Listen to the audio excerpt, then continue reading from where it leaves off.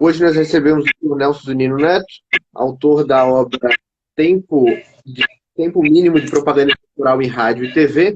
Dr. Nelson Zunino Neto é advogado em São João Batista, Santa Catarina, graduado em Direito pela FURB, pós-graduado em Direito Eleitoral pelo IDE, concluiu o curso de preparação da Escola Superior da Magistratura de Santa Catarina, atuou em comissões parlamentares de inquéritos municipais, é palestrante sobre reforma política, legislação eleitoral e improbidade administrativa. Na OAB, participou, dentre outras, da Comissão de Moralidade Pública, além de ter sido vice-presidente da Comissão de Direito Eleitoral. Por fim, é membro da Academia Catarinense de Direito Eleitoral e do Instituto dos Advogados de Santa Catarina, do IASC. Doutor Zunino, para dar início à nossa conversa, eu mais uma vez agradeço a sua participação no nosso projeto e abro o espaço para o senhor falar sobre a sua obra, o que motivou o doutor a escrever a respeito desse tema, o motivo da escolha. Mas eu quero agradecer pela oportunidade, o doutor André aí gentilmente fazendo essa condução. É uma oportunidade ímpar de fazer o lançamento de um livro. Eu esperava ter feito um evento presencial, mas infelizmente a pandemia não permitiu que isso viesse a acontecer. Eu agradeço a oportunidade. Hoje prometo ser muito breve aqui também. Acolho assim, com muita alegria os colegas que estão prestigiando esse momento. Preciso dizer que eu até alguns dias atrás, algumas semanas atrás, eu estava me preparando já para uma outra fase profissional e inclusive acadêmica, né? Eu estou participando aí de uma segunda pós-graduação na área do direito eleitoral.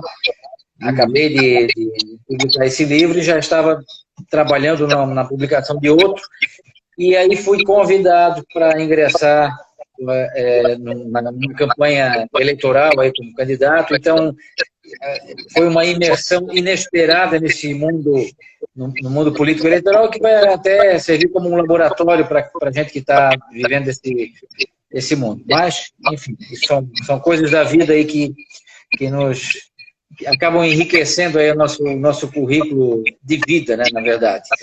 Eu preciso fazer primeiro um agradecimento, doutor André, em relação ao lançamento desse livro.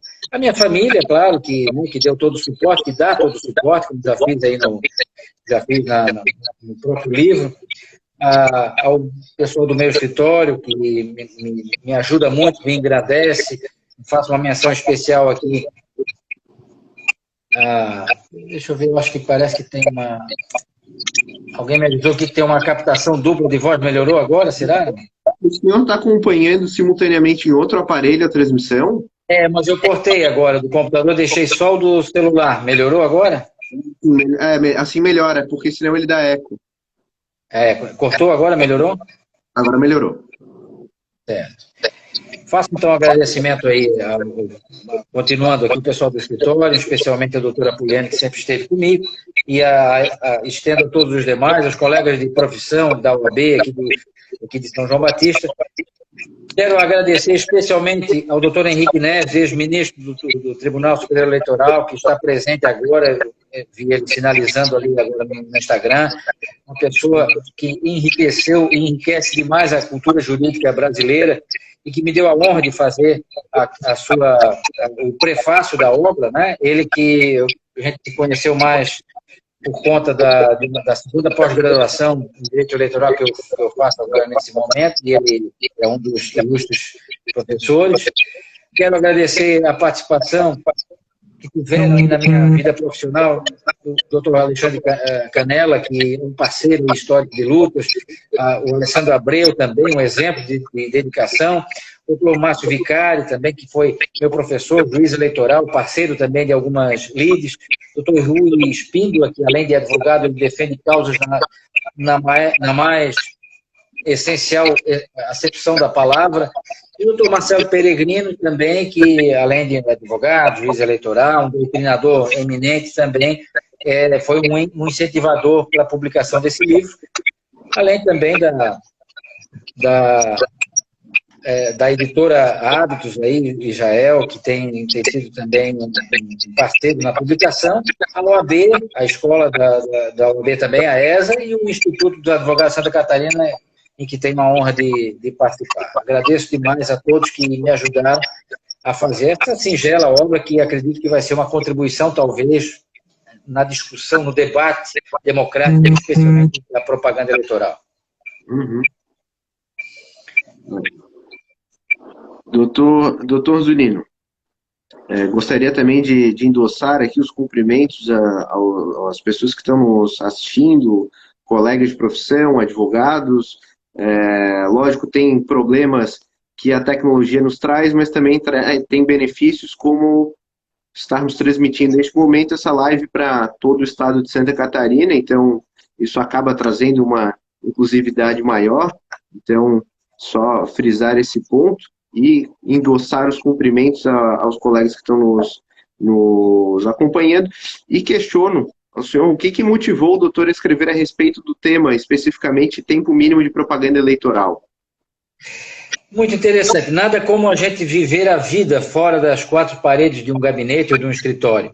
Eu tive uma experiência rica também de atuar como presidente estadual de um partido aqui da Rede Sustentabilidade aqui em Santa Catarina por 2 anos. Já não sou mais filiado a esse partido. Mas foi uma experiência muito interessante e viajei o estado todo conversando com as pessoas e tal, e vivi na prática a dificuldade que é de um candidato, na época, isso foi em 2018, o candidato ao governo do estado, e não tem espaço na televisão. Não só ele, mas outros partidos também, por uma questão de critério de distribuição, né? A participação na Câmara dos Deputados era pequena, o partido é novo, então não tem verba, não tem estrutura e não tem tempo de propaganda também. Isso é terrível. Isso se refletia não só no tempo de propaganda gratuita lá, mas também no convite para participar de debates, entrevistas.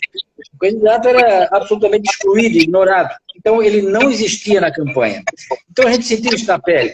E refletindo a respeito do assunto, o que me veio a necessidade, talvez, de discutir melhor, mais profundamente essa questão, e vim desde então, e a partir daí, estudando depois juridicamente, eu vi que de fato era preciso, primeiro, estabelecer a necessidade de se garantir um tempo mínimo, né, e encontrar um critério para se garantir, não aleatoriamente, mas com base em um fundamento jurídico. E vi que havia uma lacuna isso, não encontrei em lugar nenhum na doutrina qualquer debate, né, jurídico a respeito dessa questão, de um tempo mínimo de um espaço para que o candidato possa expor as suas ideias. E que, vou dizer isso daqui a pouco, quando a gente estiver tratando especificamente do livro, não é só, ou não é apenas um direito dele, mas é principalmente o direito do eleitor de conhecer essas ideias. Então foi daí que surgiu essa necessidade, daí que surgiu o livro. É preciso dizer que isso se deu ao longo de uma da primeira pós-graduação que fiz em Direito Eleitoral e também no curso de algumas conversas com vários colegas, né, dentre os quais o próprio ministro Henrique Neves, que nos assiste, e outros colegas também, e a partir daí, então, fui desenvolvendo essa ideia. Uhum. E é um tema bastante pertinente, ainda mais no momento que estamos vivendo, né, e com certeza para aprimoramento da democracia em si, né?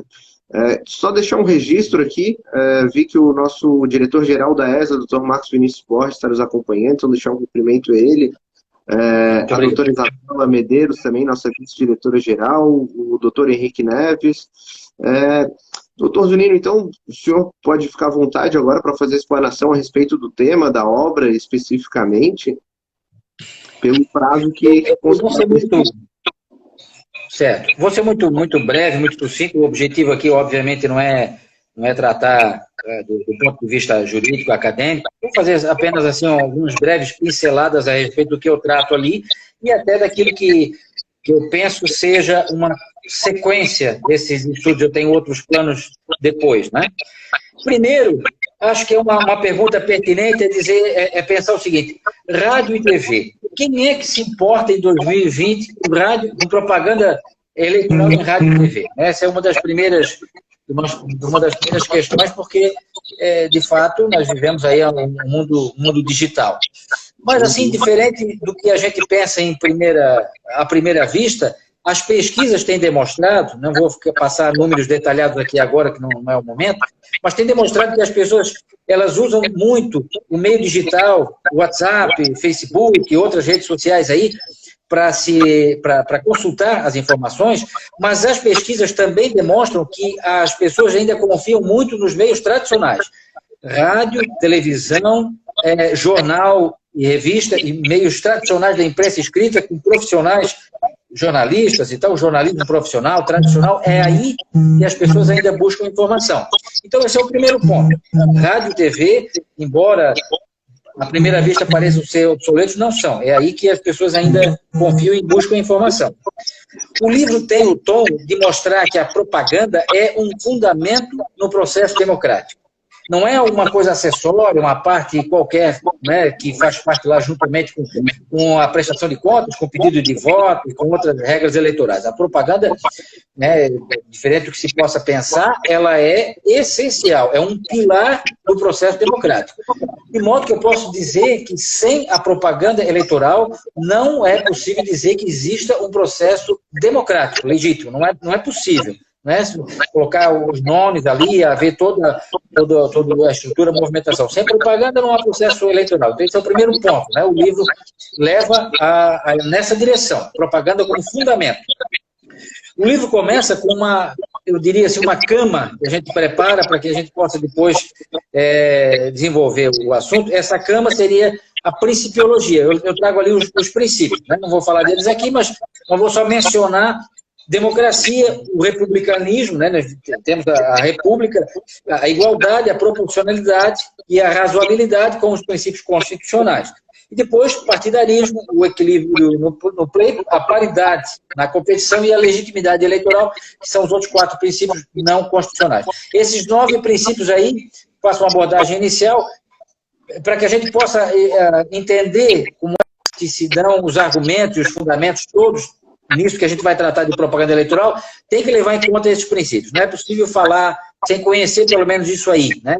São princípios importantes e que não são só retóricos ou acadêmicos, são de fato elementos que precisamos ter em conta para interpretar, para entender e para conhecer melhor a propaganda eleitoral como um todo. E o livro começa falando um pouco do conceito, da origem, até da propaganda, do termo de propaganda, e foi muito interessante porque hoje tudo que se fala de doutrina a respeito da propaganda, dessa diferença entre propaganda e publicidade, esse termo ele é encontrado, pelo menos a doutrina fala isso, a primeira vez lá no século XVII, 1622 mais precisamente, a Igreja Católica usou pela primeira vez a expressão propaganda com essa função de divulgar ideias, de propagar ideias, porque antes ela veio de um termo agrícola, veio da mergulhia, que era uma técnica de propagação de plantas, enterra-se o ramo da planta e dali vai propagando. Então, antigamente vinha muito da agricultura e da guerra, que as palavras tinham origem, né? E da agricultura veio essa palavra propaganda, e dali a Igreja Católica pela primeira vez usou, é o que diz a doutrina. Só que depois que o livro foi publicado, eu comecei a fazer outras pesquisas, inclusive junto com historiadores e linguistas, né? Deixo aqui uma saudação ao Fernando Adão, lá do Espírito Santo, que está me ajudando muito, também ele é especializado em latim antigo. Fizemos algumas pesquisas e encontramos essa expressão propaganda 5 séculos antes de Cristo, já com essa expressão usada por Cícero, né, famoso advogado, filósofo, já com essa intenção de propagar ideias. Então, eu vou numa sequência, né, de estudos e outras publicações, nós vamos abordar a propaganda assim, de uma forma mais profunda e mais antiga até do que a doutrina hoje trata disso. Mas, seguindo, eu trato depois do conceito de propaganda e dou-lhe no livro uma amplitude bem maior até do que se tem usado. Consigo, assim, né, claro que muito modestamente eu vou avançando aí nessa doutrina, né, porque eu não tenho essa envergadura, que inclusive tem o prefaciador da obra, aí, do doutor Henrique Neves, que ele fez um prefácio ali, e ele, né, é um baluarte aí da cultura jurídica, mas tem muitos outros doutrinadores eleitoralistas eminentes, assim, com quem eu tenho, inclusive, conversado depois disso, mas eu fui um pouco arrojado e mergulhei um pouco nessa questão de definição e conceituação jurídica, e arrojei um pouco, inclusive, na questão da amplitude da propaganda. E ali na obra eu falo disso. Entendo que a propaganda ela vai muito além do pedir voto e vai muito além, inclusive, do próprio candidato. E digo, citando, inclusive, mencionando ali questões práticas, como, por exemplo, e trago ali jurisprudência e questões práticas, na eleição de 2018, havia um partido, o PSTU, que usava o espaço de propaganda eleitoral não para pedir voto para o partido ou para o seu candidato. Inclusive, ele, às vezes, tinha direito e não ia nos debates. Mas ele usava para fazer a campanha, aquela campanha que havia antigamente do Lula livre, né? Acho que todos lembram aí. Então, ele usava aquele espaço para fazer essa campanha, que era lá uma causa, né, que eles defendem, que nem era do partido dele. Ou seja, usava o espaço de propaganda para outra finalidade, né? Como outros partidos que fazem campanha, às vezes até que sabe que não tem, tecnicamente, pelas pesquisas, não teriam uma possibilidade real, mas que estão ali usando para fazer defender outras causas e tal. Então, o que eu defendo é que a propaganda eleitoral não está circunscrita ao pedido de voto. Às vezes ela é usada, ela é empregada com outras causas, outras finalidades também. E também, e aí vou um pouquinho mais além, digo que há a possibilidade, inclusive, de propaganda eleitoral que não seja proveniente de um candidato. Quando, por exemplo, a própria Justiça Eleitoral usa o tempo de propaganda, e ele é previsto na lei eleitoral, ele usa um tempo para fazer campanhas educativas até, para dizer, invocar aí a democracia, o direito democrático, e pedir para que as pessoas compareçam, que elas votem, que elas participem da eleição, porque essa também é uma posição política, né? A pessoa pode não querer votar e isso é uma posição legítima. E a Justiça Eleitoral toma partido nesse sentido, fazendo campanhas e incitando as pessoas a irem votar.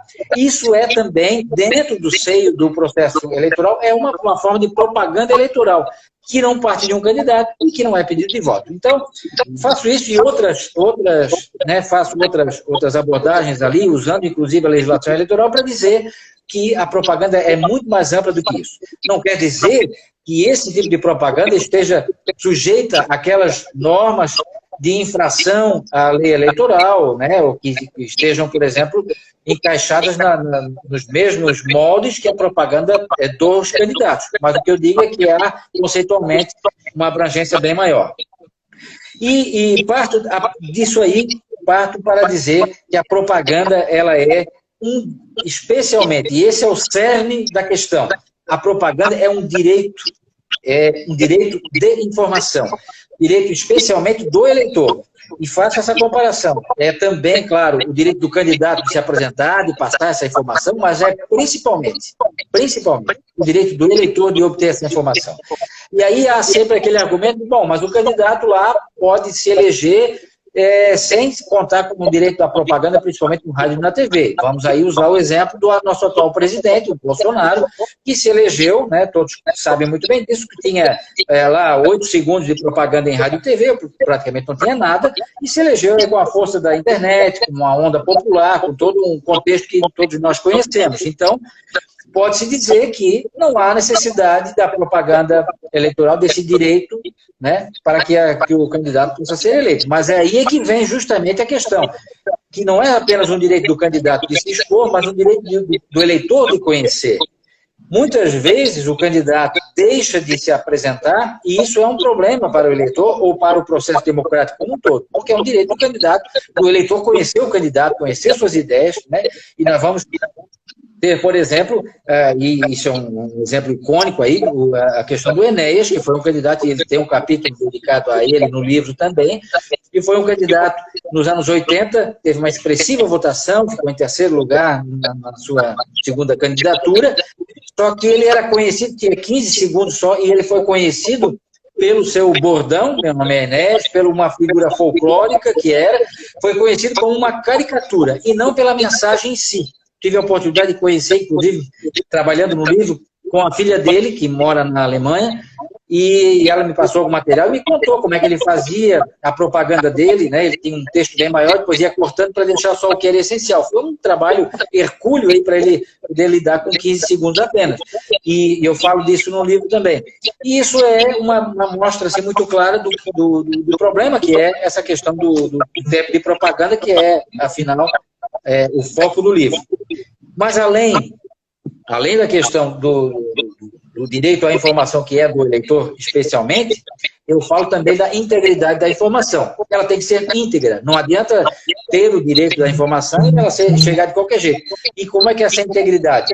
O candidato, né, que é o emissor, ele precisa estar em condições, ter transparência, controlada essa transparência, precisa ter um meio íntegro também, né, essa informação precisa chegar bem ao eleitor, e o eleitor, que é o receptor da mensagem, precisa estar em condições de receber essa informação, né, em vários aspectos, né, em condições, inclusive, intelectuais. Infelizmente, hoje nós temos, segundo pesquisas, cerca de 30% da população brasileira é de analfabetos funcionais, que sabem ler e escrever e não conseguem interpretar um texto. Isso é gravíssimo, né, do ponto de vista da democracia.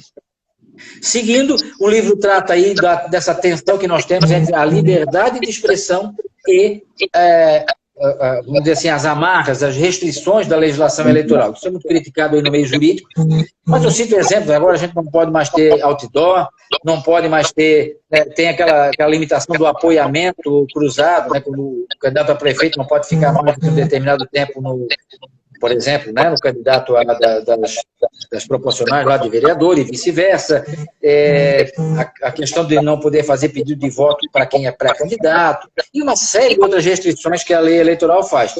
É uma tensão aí entre essas restrições e a liberdade de expressão e, consequência, de informação.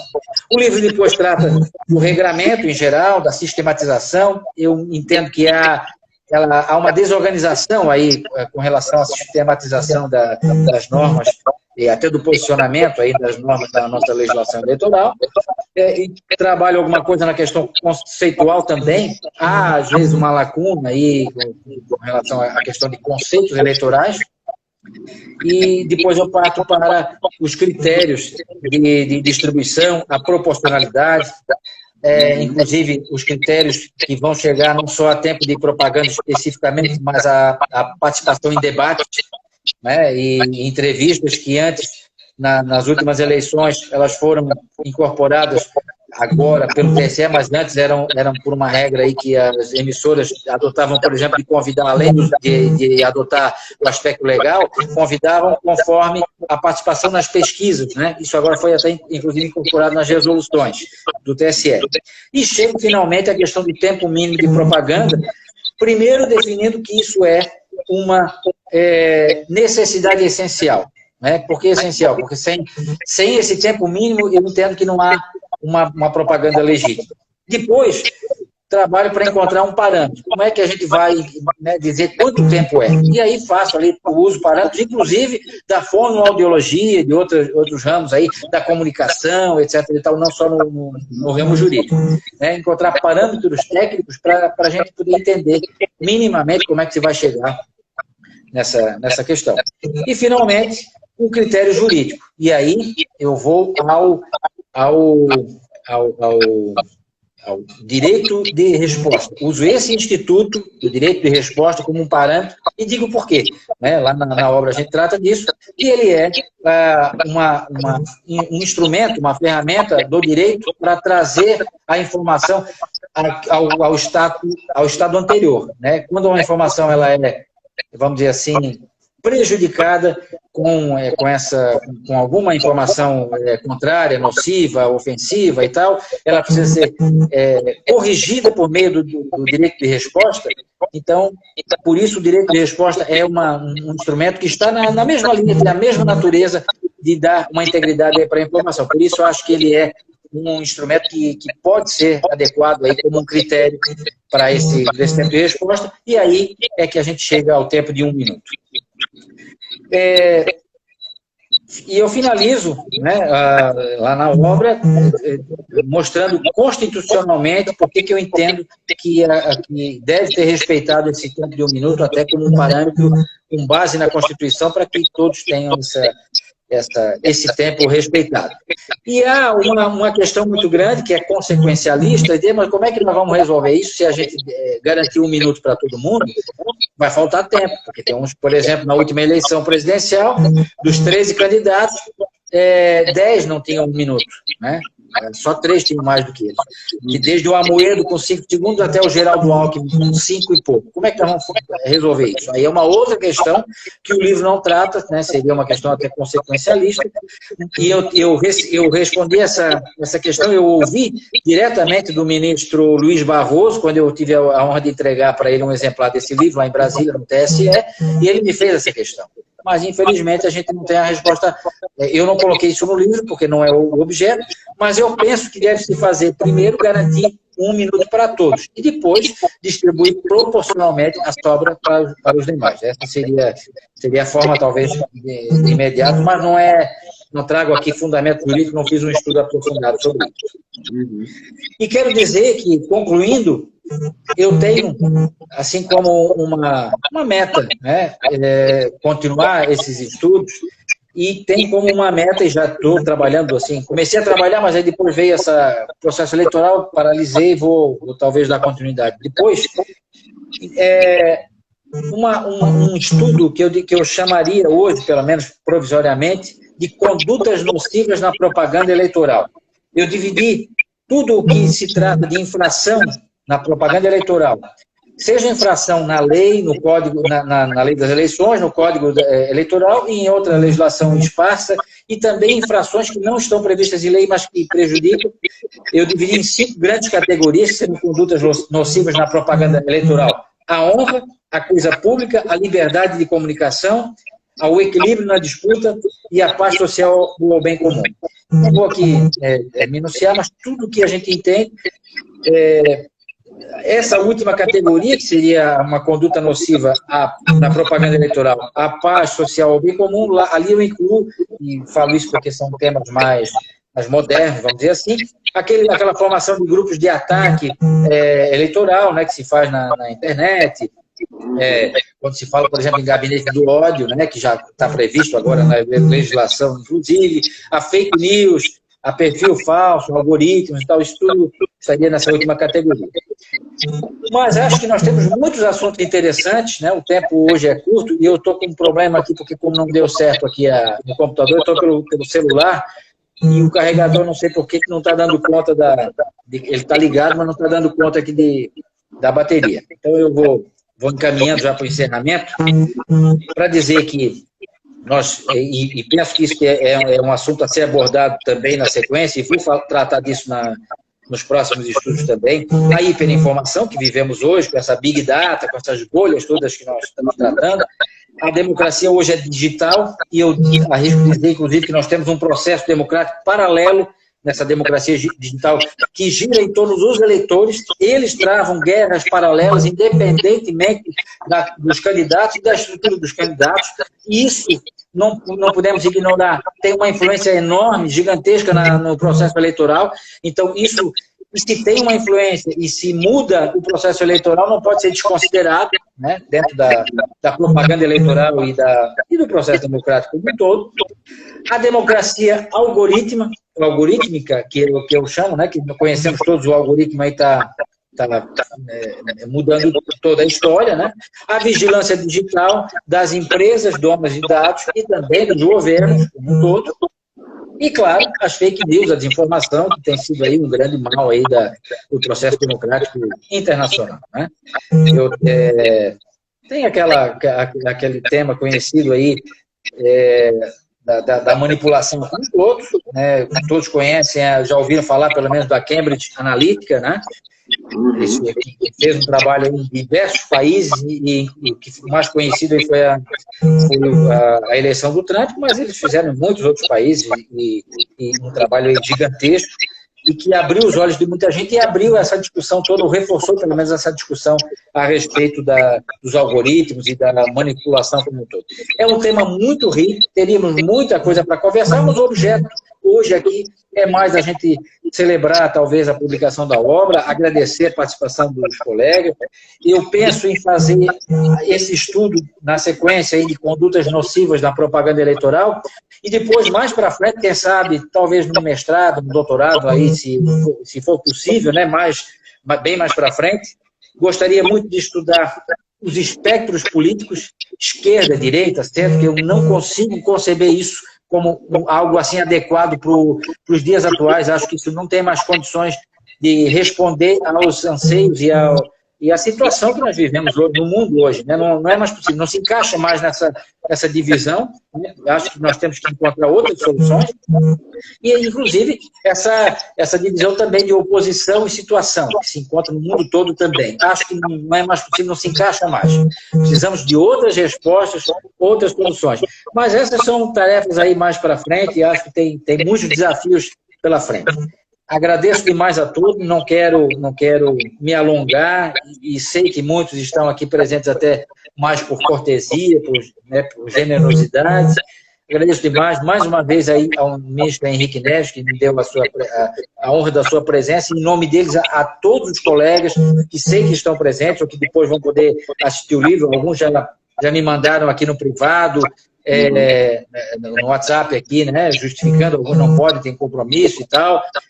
Agradeço demais a todos, do Dr. Milton, inclusive aqui, nosso promotor da comarca, com quem eu estava conversando, que tem um compromisso, que acabou que havia me dito ainda há pouco, e a todos que puderam prestigiar, agradeço demais. Fico feliz de poder contribuir de uma forma singela com o debate, e acho que nós precisamos sim debater o processo democrático com bastante seriedade e entender que não é um detalhe. A propaganda é essencial, nós temos que levar a sério, porque ela não trata só de uma disputa política entre A ou B, ela trata do futuro da humanidade como um todo, né? E particularmente da nossa comunidade. Doutor Zunino, mais uma vez agradeço, como o senhor disse, a sua bateria está acabando, então por precaução já vou agradecer, mas a gente tem ainda alguns minutos, então vou fazer alguns questionamentos aqui que eu anotei. Se cair, já sei o que aconteceu, né? Bem, aparentemente, realmente teve o problema da bateria do doutor Zunino, que não estava conseguindo carregar, então vamos encerrar por aqui. Agradeço mais uma vez a participação de todos. O livro Tempo Mínimo de Propaganda Eleitoral em Rádio e TV, editado pela editora Hábitos, está disponível na internet. Ele está nos acompanhando pelo computador. Aqui pelo computador não vai dar de acessar, de fazer a transmissão. Então, doutor Zunino, mais uma vez, muito obrigado em nome da Escola Superior de Advocacia. Foi uma honra recebê-lo aqui hoje e uma boa noite a todos.